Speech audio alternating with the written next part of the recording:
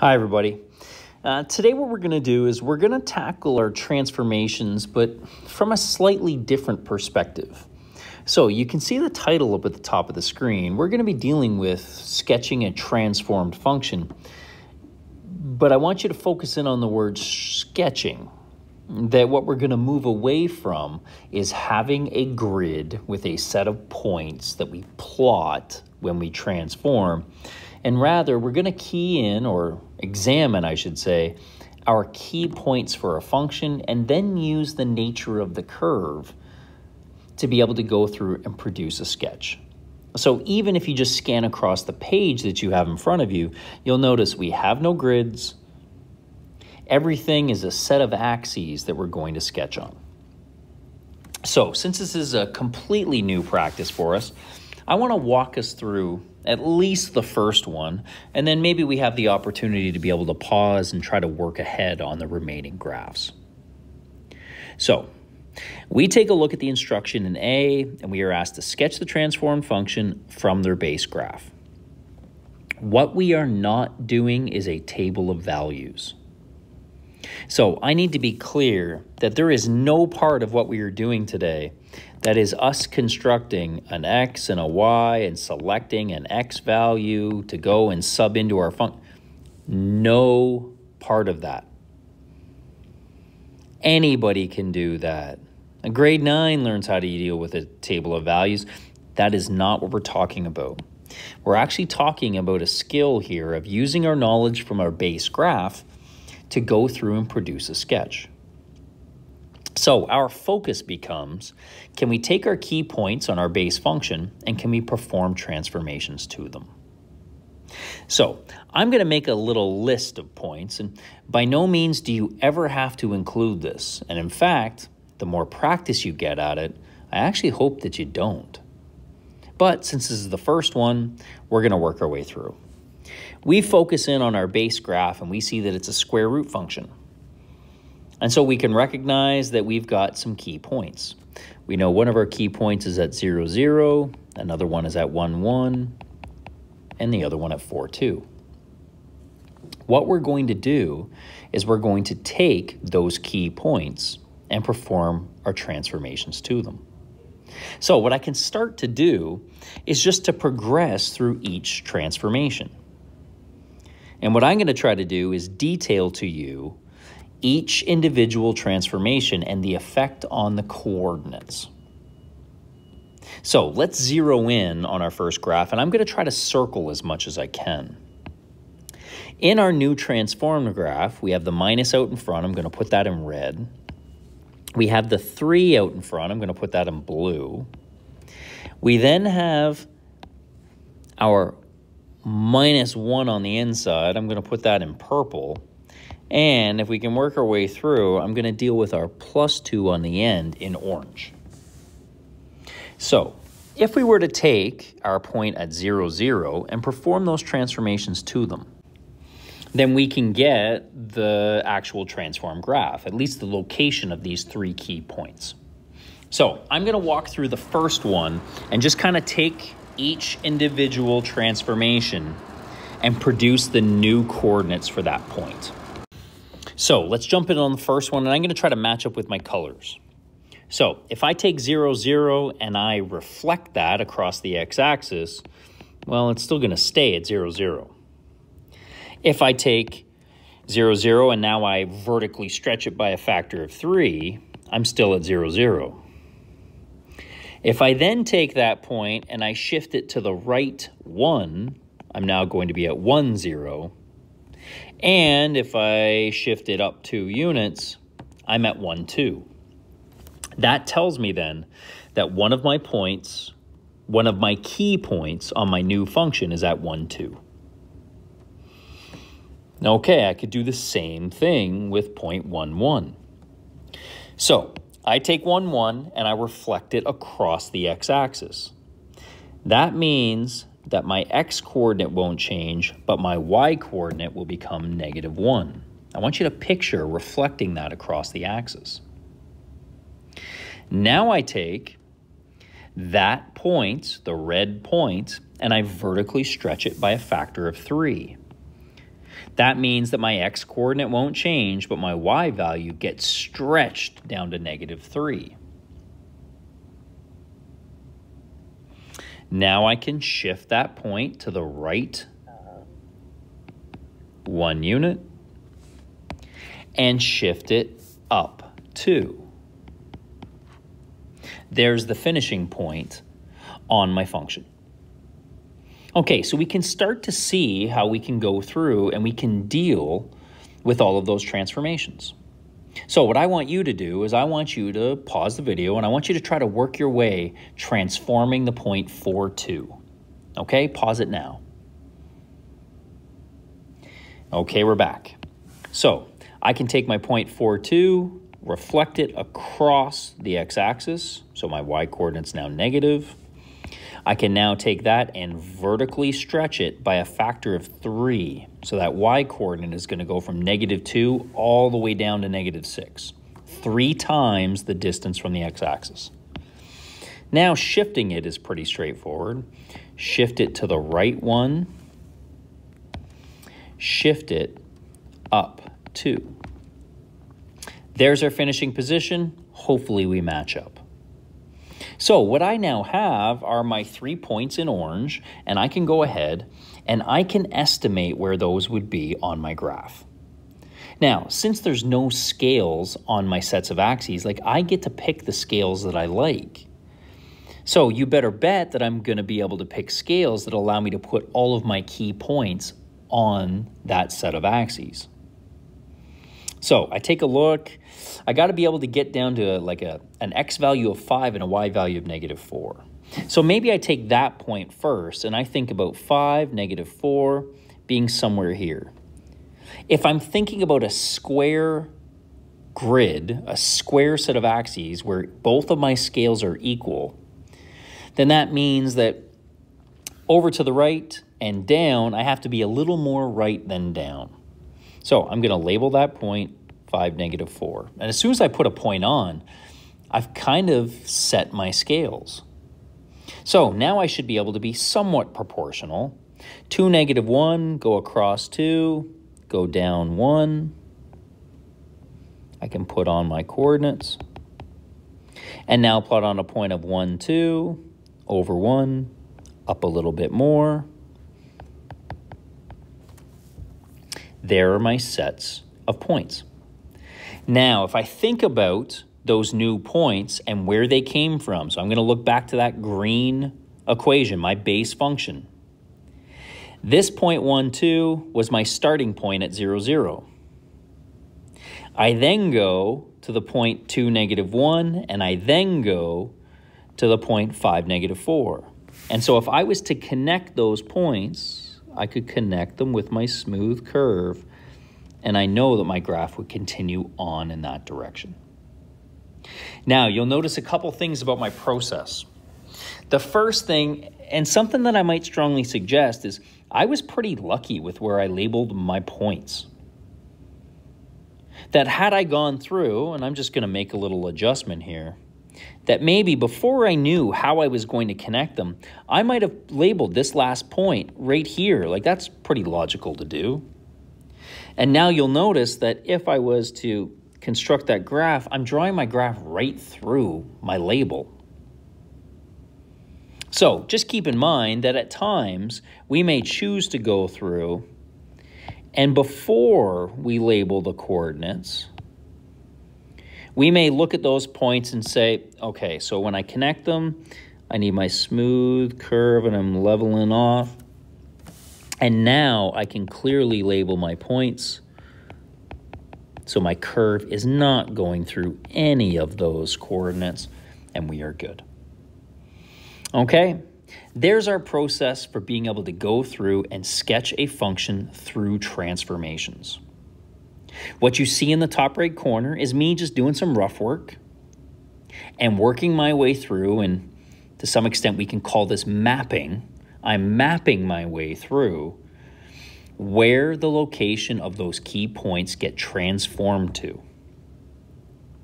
Now, this brings up a moment for me where I need to talk about the fact that some of you, as you work your way through, will be introduced to something called mapping notation. You may talk to a friend, you may work through it with a tutor if you happen to see a tutor. I'm going to strongly suggest not using mapping notation. And I'm going to argue to you that it might help you in the short run, and it is going to hurt you in the long run, because we actually lose sight of the transformations that are happening to the curve because we just do some algebra. So if you come across mapping notation, my recommendation to you would be to just say, you know what? Okay, yes, it might be kind of neat. It might work my way through now, but I'm not going to work with it that way. And instead, I'm going to get extra practice at understanding my transformations. Okay, there we go. There's our first sketch. I'm hoping that helps, and that gives us then a kind of a pathway for us to being able to produce sketches of other curves.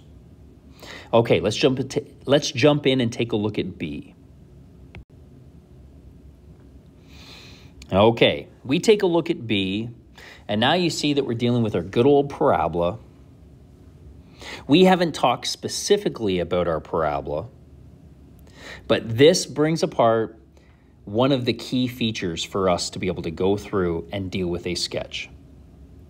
What we need every time we sketch a graph are 3 features labeled. Always. What we need is, if there happens to be a really important point on a function, like think about our last function, our square root function, we need to have the start of that function labeled. So if there's a key point, we need to have it labeled. We're about to work with a parabola. We know a parabola's most important point is its vertex. We need to have that labeled. Plus 2 other features.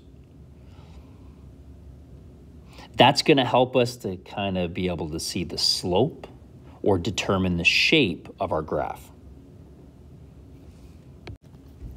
So you would have worked through this parabola in years past, and you would have had an algorithm to go through and sketch it. What we're going to do is we're going to work our way through sketching that parabola. And what we can do is we can use some key points. So if we start off again kind of similar, we know that our base function has its vertex at 0, 0. We should also be good that that curve has a key point at 1, 1 and a key point at 2, 4. So what I'd like us to do is to go through and transform our points based on what we see in our equation. So I think we should be good to be able to go through and perform those transformations right now and come up with our finishing coordinates. Okay, I want you to pause the video and do it now. Okay, we should be good. Now, I shouldn't have to go through and deal with all the individual colors again. We should be good to take a look at that equation and recognize a vertical stretch by a factor of 2, shifted left 3, down 1. And pretty quickly be able to go through and say, my vertical stretch has no effect on my vertex.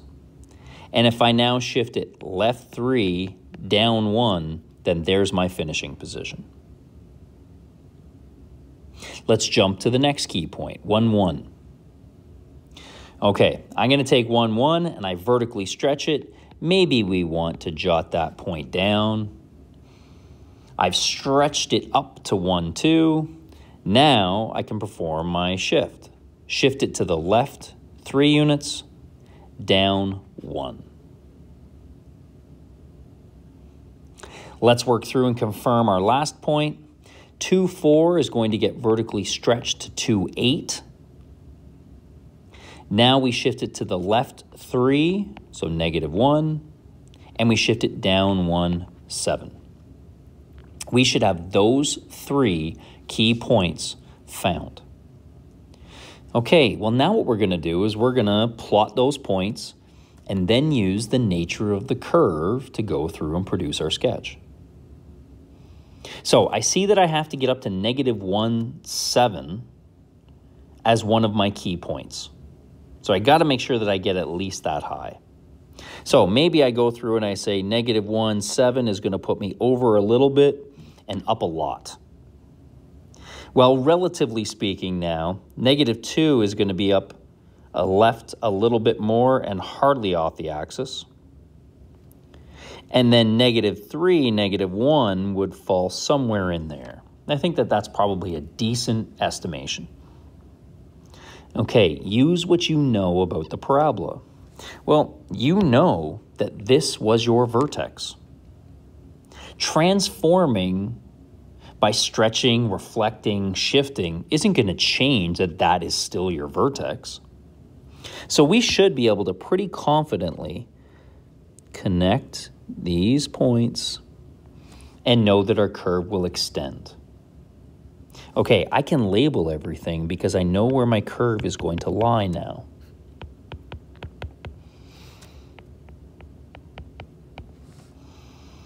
Now, that is not the graph because we're missing the entire other side of the parabola. But you know that the other side of that parabola is a reflection of what you have here. And so, if we reflect those points across, then we're going to get the other side of that parabola. There we go. We have our 3 features labeled. There's our 3 points, with the most important point labeled our vertex. Now, as we progress and move forward, you don't need to have those 3 points. The only point that has to be labeled on that graph is your vertex. We have to demonstrate where the change of direction is. However, back up there are my green points. Like some people may have chosen to transform -1, 1. Some people may have chosen to transform -2, 4. There's a lot of points on a parabola. The only one that we had to transform was 0, 0. So I don't care which 3 points you have labeled, as long as you have 3 and the vertex is one of them. Okay, not too bad. So we've walked through a square root function. We've walked through a good old parabola.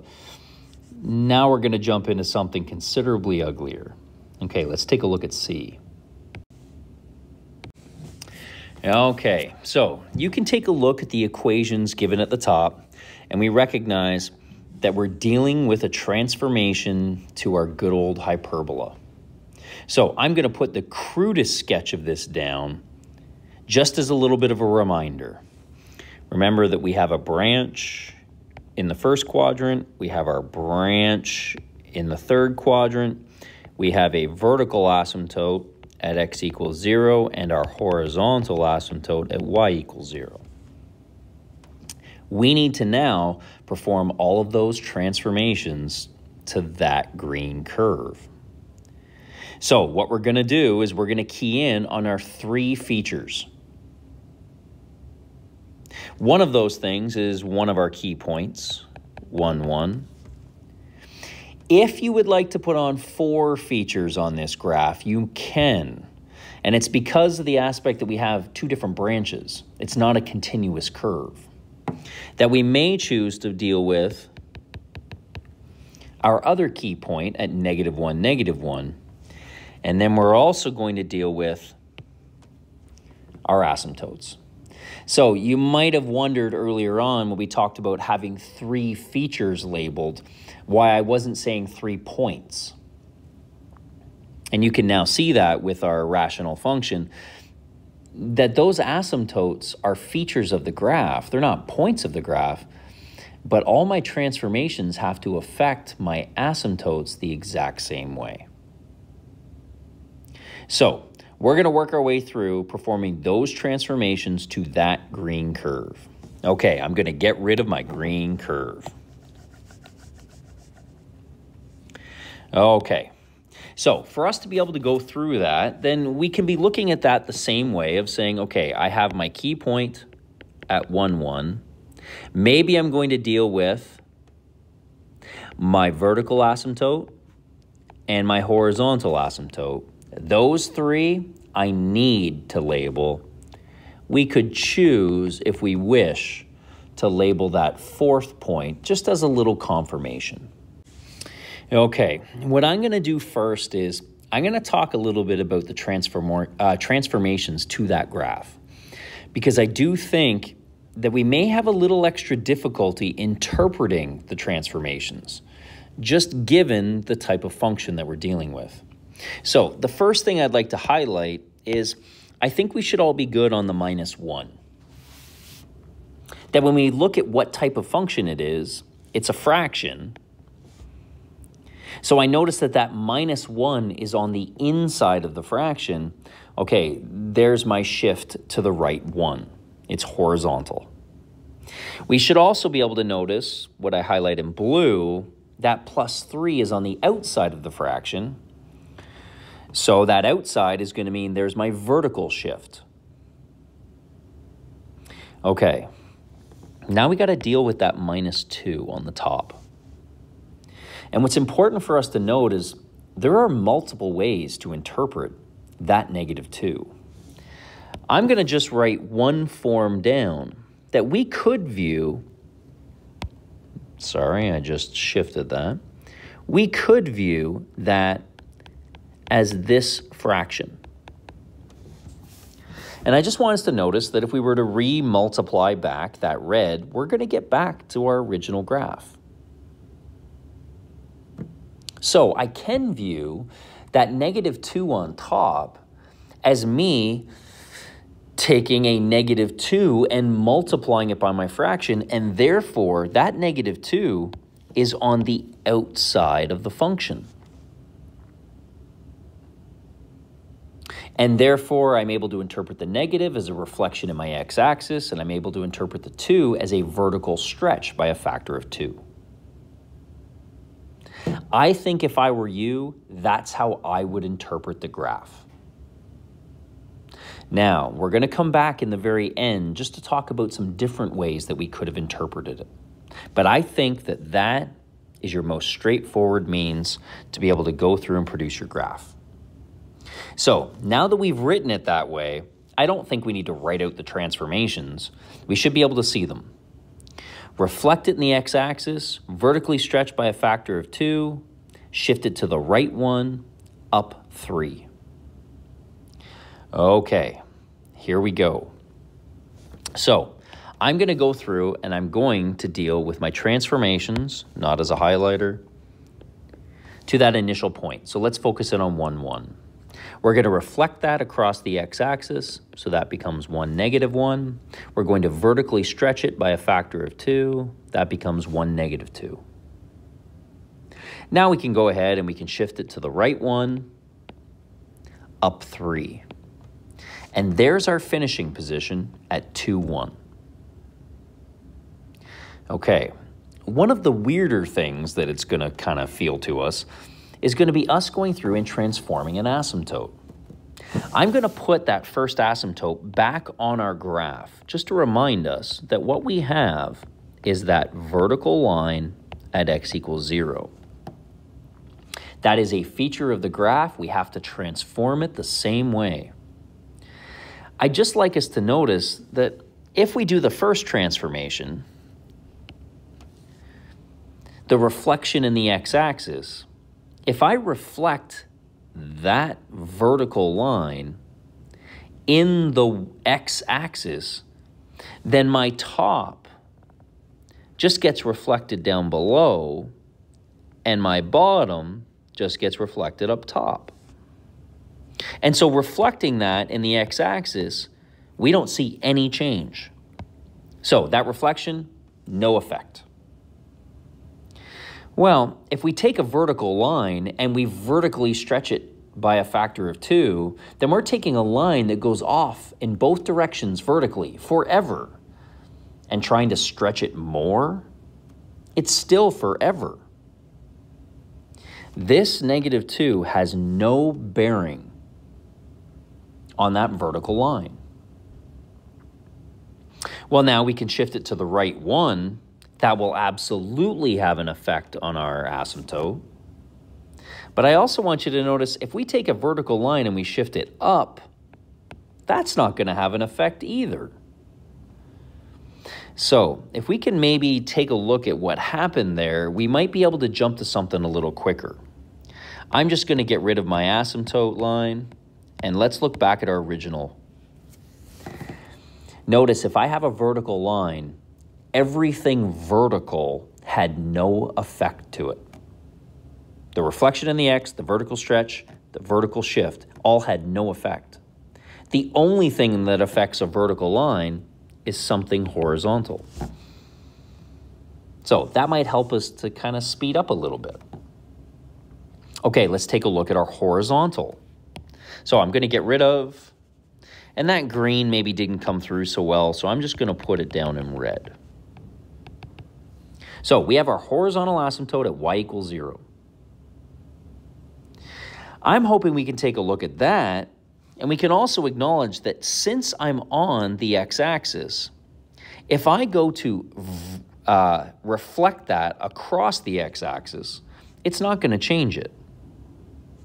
If I go to vertically stretch that, it's not going to change it.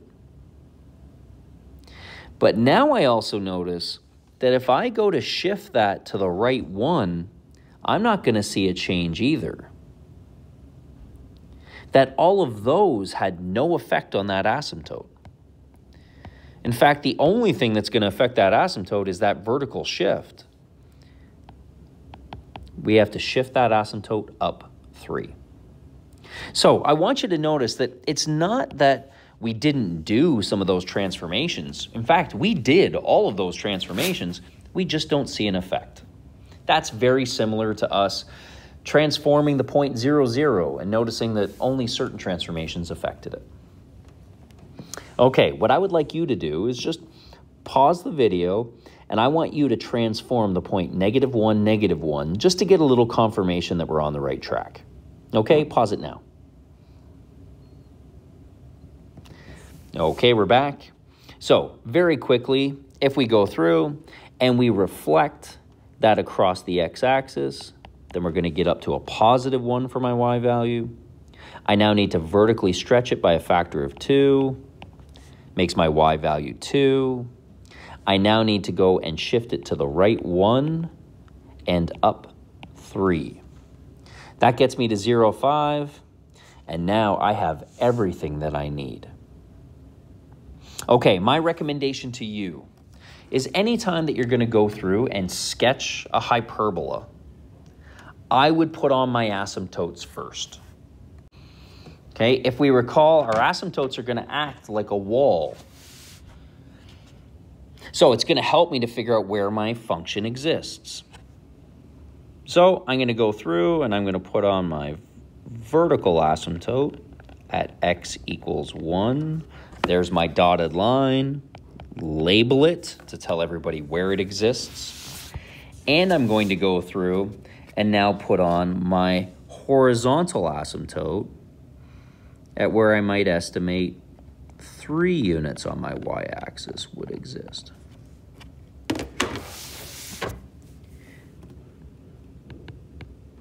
And there we go. Now, those asymptotes are going to act like walls, so that's going to help us out. We just need to figure out where our branches go. Well, we transformed 2 points. That we know that we would have a point at 2, 1 that would exist somewhere around here. And we have a point that would exist at 0, 5, somewhere up here. Well, I think we see where our 2 branches exist. And we should be pretty confident to be able to produce those branches. So, from that key point that I just put on, I can approach that asymptote, approach that asymptote, approach, and approach. And I get down to something like that, and that's a pretty decent sketch. Okay. I mentioned earlier that there's a couple things that we can look at as a little bit of a check, and then there's another way we could have actually looked at the function. Okay, the first thing, oh, sorry, and I forgot to label our key points. That's a y-intercept, so I could just label it 5. Okay, let's say that we made a mistake. And let's just imagine that when we went through that process, we got 2, 1, And then we went through and we transformed our other key points. And let's say that on that one, we happen to get something like 3, 5. Let's just say that we made an error. Okay, I'm hoping that we can see how the two red circled points could not both be true. Like imagine, 3, 5, yeah. So let me put that right up here. Imagine that that was our graph. I'm hoping we could see we would have still created that purple branch down below, and now we would have done something like this up above. Okay, I'm hoping that you can see that that red branch is not possible. Notice the red branch that I just checked off and the purple branch that I just checked off cannot both exist, because then my graph wouldn't pass the vertical line test, and I know that I'm not dealing with a function. So I do have one way, or at least there is a way, for me to get a little confirmation to at least be able to find one possible stake that I would make. Okay, again, hopefully we're good with the purple graph. What I want to draw your attention to, though, is some alternate ways to be able to interpret that.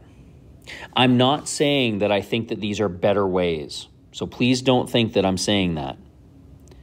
But we do have alternate ways that we could have interpreted that graph.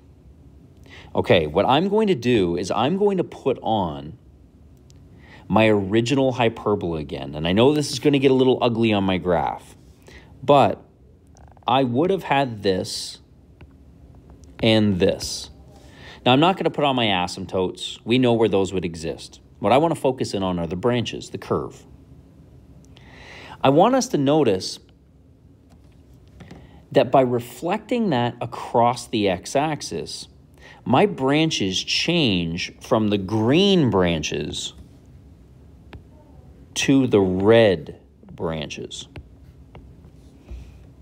And I hope that we're good with that. Now we can stretch it, we can shift it, and it will lay in place of the purple curve. However, I would hope that we could also see that if I got rid of those red branches, and instead I chose to reflect my graph in the y-axis, then my branch in the first quadrant comes over to quadrant 2, and my branch in the third quadrant comes over to quadrant 4. And notice, we would be in the exact same position as what we were when we reflected across the x. That is, both of those reflections on this hyperbola are going to result in the same graph. I need us to see that that would also be true in our equation. So what I'm just going to do is get rid of that green graph down there, because we can see that now. So I could have also viewed this graph as just this.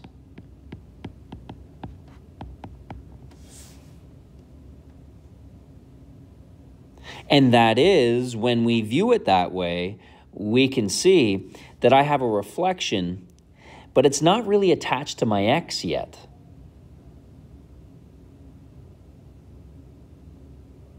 So how do I get it attached to the x? Well, I can actually move that negative down below my fraction line. And so that function would be the same thing as this. And I'm hoping that we can now see that that negative would be now inside the bottom of the fraction and would represent a reflection in the y-axis. Now, for anybody who's like, you can do that? You can just move a negative across a fraction line? I'm going to be like, yeah, you can move a negative across a fraction line. Keep in mind, negative 6 divided by 2 is the same thing as 6 divided by negative 2, right? A negative divided by a positive is the same thing as a positive divided by a negative. And so really all I'm doing is I'm using some grade 7 integers to make that adjustment to my equation. So I could view it then as a reflection in my y-axis and a vertical stretch by a factor of 2. Okay, there is another way that you can think about that. I'm just going to argue that I think this way becomes a little uglier. That what we could have done was we could have sat there and said, like, well, I can even view the 2 then on the inside of the function. That if we are good to go through and move that negative down below, then what about if I just move the negative and I keep the 2 on top? Okay, I still don't see my 1 over x in my function anywhere. But what I could do was move the 2 down below as well. Now, I'm not really moving the 2 down below. There are a couple ways that you can think about it. You could think of it as moving the 2, and maybe we can remember back to grade 11, maybe grade 9, where if we're going to move a power across its fraction line, we change the sign on the exponent. And so what I could do then was I could move that 2 down below. It would become a 2 to the negative 1. Well, now it's negative because the negative was already down there. Now, we wouldn't write that as 2 to the negative 1 because we can't leave something with a negative exponent.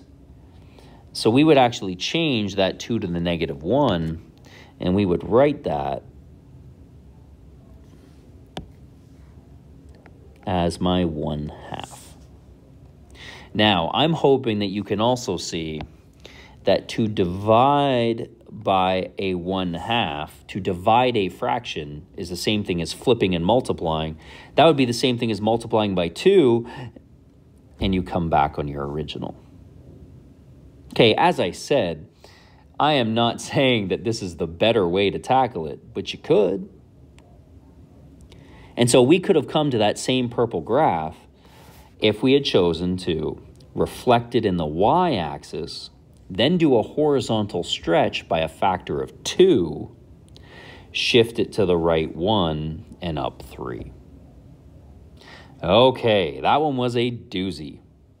I'm hoping, though, that that purple approach felt pretty automatic. That would be my suggestion to you as to how to go through and sketch a hyperbola. Okay, let's jump into D. I think D is going to be the easiest one. Okay, so we take a look at D, and D is our absolute value function. And so just as a reminder, there is our absolute value function, our base curve. So we should be able to go through then and think of our key point at 0, 0, maybe 1 at 1, 1, and maybe 1 at 2, 2, and be able to go through and produce that graph. So I'm going to get rid of that base function. We have our original green points. By all means, you do not even have to write down any of that if you don't like.